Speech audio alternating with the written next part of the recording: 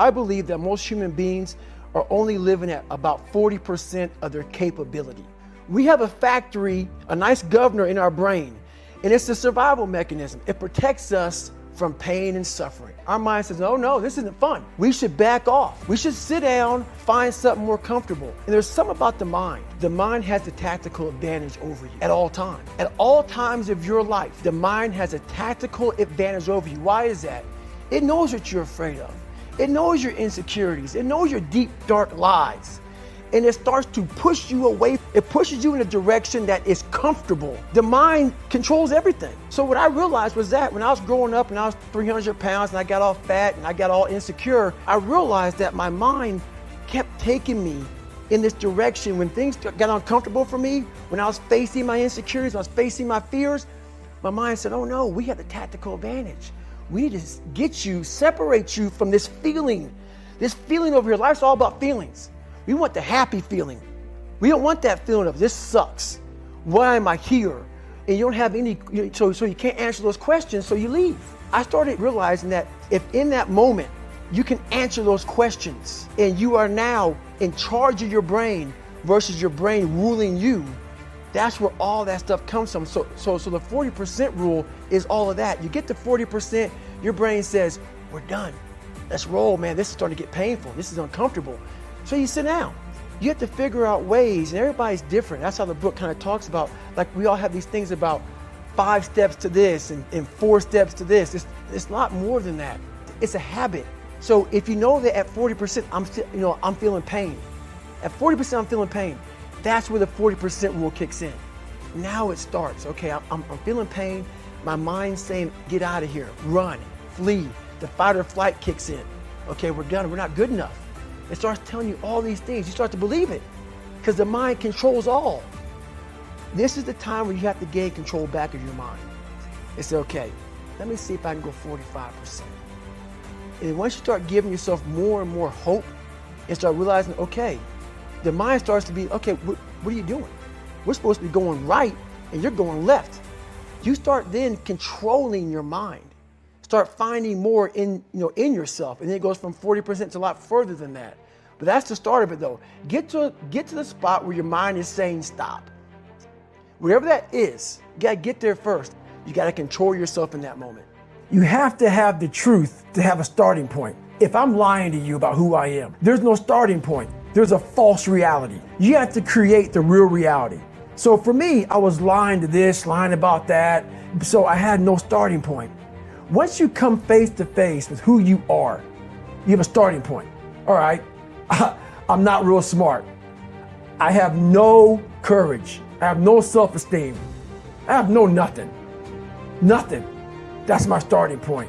Now we can move from there. But if I tell myself I'm strong, I have courage, I'm smart, and all these are lies, you continuously push that starting point backwards.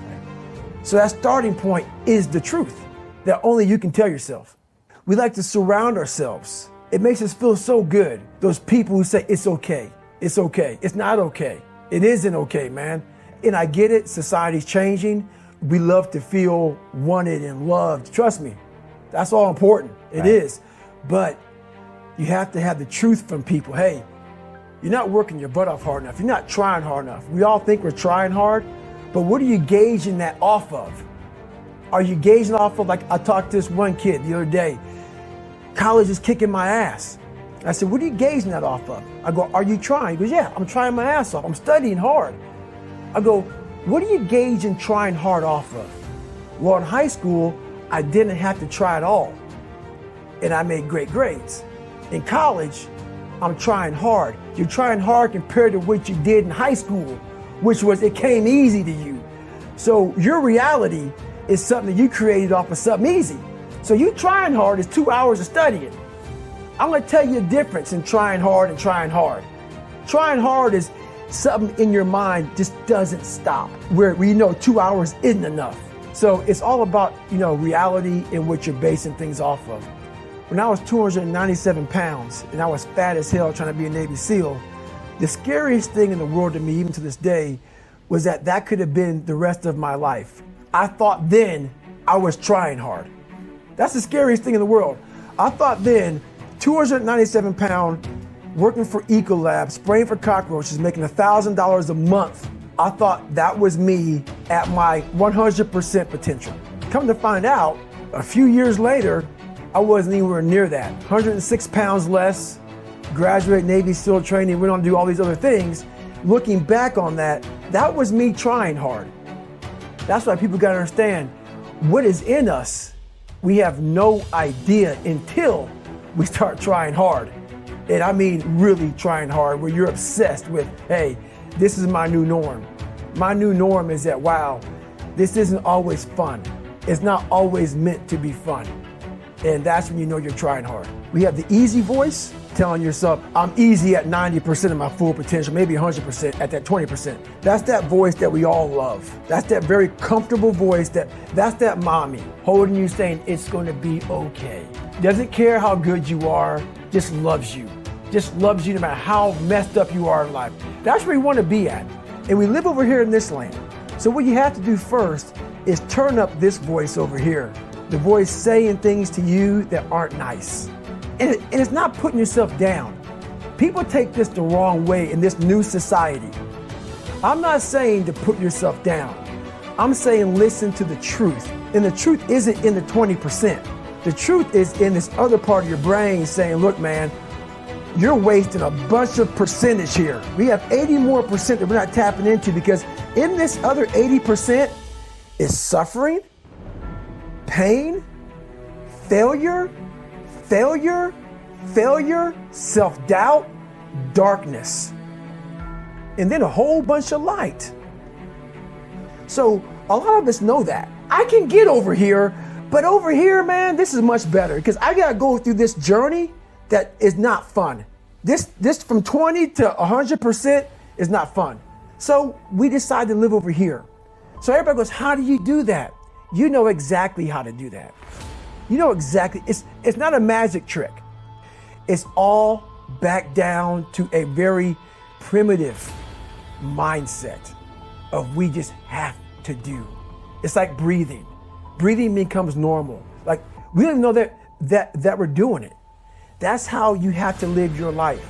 When that alarm clock goes off at 4 or 5 in the morning, your mind says no. You just say, this is what we do. It's what we do now. Because to get to where you want to go, the amount of pain involved, I'm not saying physical, I'm not saying you got to break yourself off. The amount of mental pain of how many times you're going to have to do something that you don't want to do to get to where you want to go is going to be, there's going to be more times you do something that you don't want to do than you are going to want to do it. And that's your new norm. That's your new norm. So then it's like breathing. And then once you do this over and over and over again, it becomes like breathing. I don't want to live this lifestyle, but to get to the other side of this, I have to.